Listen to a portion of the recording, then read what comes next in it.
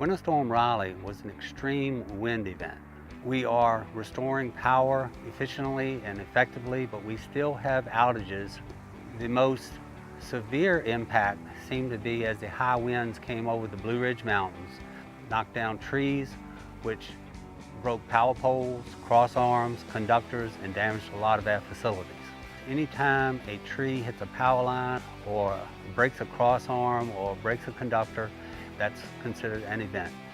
And we have over 1,000 events, which means that our crews have to travel to these unique outage locations and assess the damage and then move forward to restore the members' power.